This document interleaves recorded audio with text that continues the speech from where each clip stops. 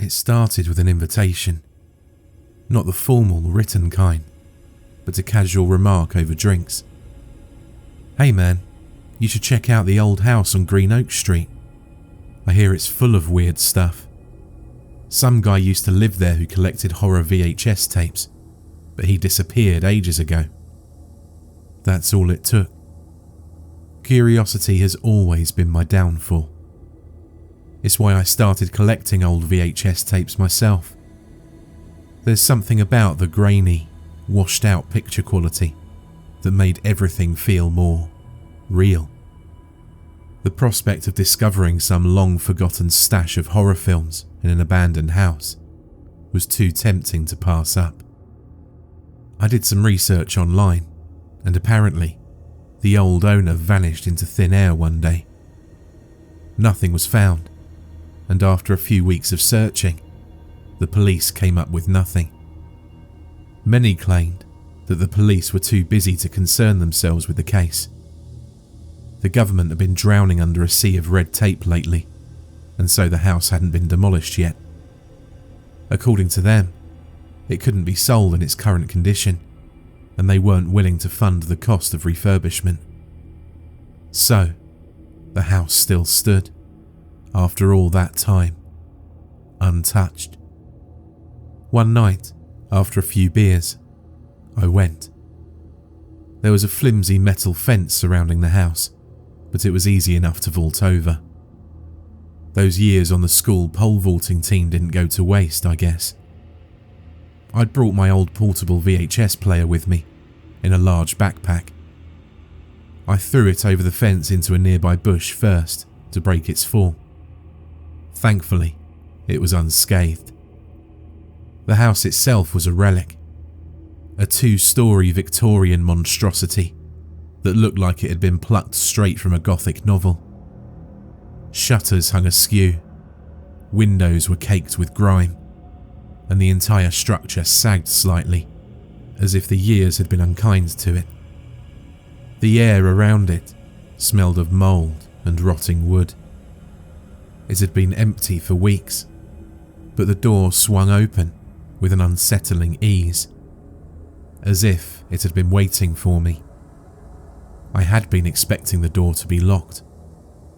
Inside, particles of dust hung in the air like a fine mist. My flashlight cut through the gloom, revealing old furniture draped in sheets, long since abandoned. I tried to hold my breath as best I could. God knows what I was breathing in. But I wasn't there for the furniture. I was there for the tapes. It didn't take long to find them. The basement door, creaky and half off its hinges, led down to a cramped room that reeked of mildew and age. The walls were lined with old wooden shelves, each crammed full of VHS tapes, hundreds of them. I tried to stay calm. I'd hit the mother lode. Each tape was neatly labelled in thick black marker, but the titles weren't exactly what I'd expected. There were no familiar horror films. No Friday the 13th or Texas Chainsaw Massacre. Instead, the labels were cryptic, strange even. Titles like The Neighbour, The Woods at Night, and Don't Answer the Door. I pulled one off the shelf at random, The Man at the Window, and popped it into the VHS player I'd brought along. I set the small portable TV on an old wooden crate and pressed play. The footage was shaky, like it was recorded on an old handheld camcorder. The camera pointed towards the window of a suburban house, peeking through the blinds. Outside, night had fallen, and only a single streetlight illuminated the quiet cul-de-sac. For a few minutes, nothing happened. It was just a static shot of the window. Then, a figure appeared. A man, standing on the sidewalk, staring up at the house. This didn't feel right. It almost felt like a snuff movie. His face was obscured by shadows, but there was something unsettling about the way he stood perfectly still, arms hanging loosely at his sides. The camera zoomed in slowly, focusing on the man's face. But just before it could get close enough to reveal his features, the tape cut to static. I waited, half expecting something else to happen, but the tape ended there. Weird, I muttered to myself, my voice sounding too loud in the otherwise silent basement. I tried another tape, The Family in the Woods. This one started with a similar shaky cam aesthetic. The camera followed a family of 4, parents and 2 kids, as they hiked through dense woods. They looked normal enough, laughing and chatting, but the farther they went, the more unnerved I became. The trees seemed too close together, their shadows too long, even in broad daylight. Then, the camera panned to something off in the distance, a figure, barely visible between the trees, watching them. I couldn't tell if it was the same figure from the previous tape. The camera lingered on it for just a moment, before cutting to a new scene, the family sitting round a campfire. The kids were roasting marshmallows, but the parents looked uneasy, glancing nervously into the darkness surrounding them. I felt a growing sense of dread. The camera panned again, showing the figure, now much closer.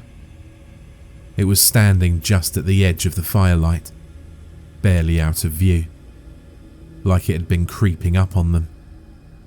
Suddenly, the screen went black. That was it. No resolution, no explanation. These weren't like any movies I'd ever seen. In a craze, I started going through tape after tape, each one stranger than the last. The red door, the old man by the lake, whispers in the attic. They all followed the same pattern. Grainy footage, eerie, unexplained figures, and abrupt, unsettling endings. None of them made any sense, but each one left me feeling more disturbed than the last. But then, I found a tape without a label. It was tucked away on a bottom shelf, almost as if someone had tried to hide it. My gut told me to leave it alone, but by then, I was far too deep into this twisted rabbit hole to stop. I placed it into the player and hit play. At first, it was just static, white noise crackling on the screen. But then, the image slowly faded in. It was a shot of the basement that I was standing in. The same shelves, the same tapes. The camera panned slowly across the room, as if someone had been recording it from just behind me. I felt a jolt of fear as I saw something on the screen. The date in the corner was today. I glanced around in a panic. No one else was in the room, but I couldn't shake the feeling that I was being watched. On the screen, the camera continued to pan until it stopped, focusing on the VHS player. My stomach dropped as the realization hit me. It was filming me. I yanked the tape out and stumbled towards the stairs in a haze. I must be imagining it. I must have had one beer too many. Pushing the front door outwards with a huge crash, I clambered back over the fence and ran home. I don't think I've ever ran that fast in my whole life. I didn't sleep that night. I couldn't shake the feeling that something had followed me home, but I convinced myself it was just my imagination. After all, I hadn't seen anything tangible. I kept the tapes locked away in my apartment, though a part of me wanted to just burn them all. Days went by, and the feeling of being watched never left me. Every time I walked into a room, I expected to see something lurking in the shadows. I started to wonder if the tapes had done something to me, if maybe watching them had invited something into my life. But it wasn't until I came home one evening and found the tapes scattered across my living room floor that I knew something was wrong. I hadn't touched them since I'd locked them away. Yet, there they were, strewn across the floor, as if someone had gone through each one. My hands shook as I gathered them up, and that's when I noticed something chilling. There was a new tape in the collection. It hadn't been there before. An unmarked black VHS tape, identical to the others, but somehow different. It felt odd in my hands. It didn't feel like plastic. In fact, I'm not sure what it felt like. I've never felt that sensation before. I didn't want to watch it. Every instinct told me to throw it out, to destroy it. But the curiosity gnawed at me, relentless. I gave in. I popped the tape into the player and sat down in front of the TV, close to hyperventilation. The screen flickered to life, showing grainy footage of a dark room. It was my living room.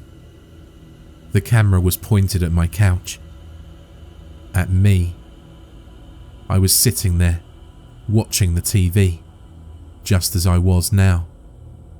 My breath caught in my throat. As I moved my hand up to scratch my head, the same thing played out on the TV. It was a live feed. I jumped up, my eyes scanning the room, but I was alone. I grabbed the remote, my hand shaking as I fumbled to stop the tape, but the remote wouldn't work. I yanked the tape from the player, but the screen remained on, showing my empty living room. The camera panned slowly, focusing on the hallway just outside my apartment door. There, standing in the hallway, was the figure from the tapes. I watched, frozen in place, as it slowly turned towards the door. My door. The camera zoomed in on the doorknob as it began to turn. A sharp knock echoed through the apartment. Although I didn't want to, I scrambled to the door, threw it open, and nothing. The hallway was empty. In a complete panic, I slammed the door shut, locking it, bolting it, doing everything I could to keep whatever it was out. But when I turned back towards the TV, the screen was still on. The camera was now inside my apartment, watching me. I backed away slowly, my mind racing. I needed to get out. I needed to leave before. The screen flickered again, and I saw something that terrified me to my core. There was no one watching me from the hallway, because I was the one holding the camera. The knock came again, louder this time. But this time, I didn't bother answering.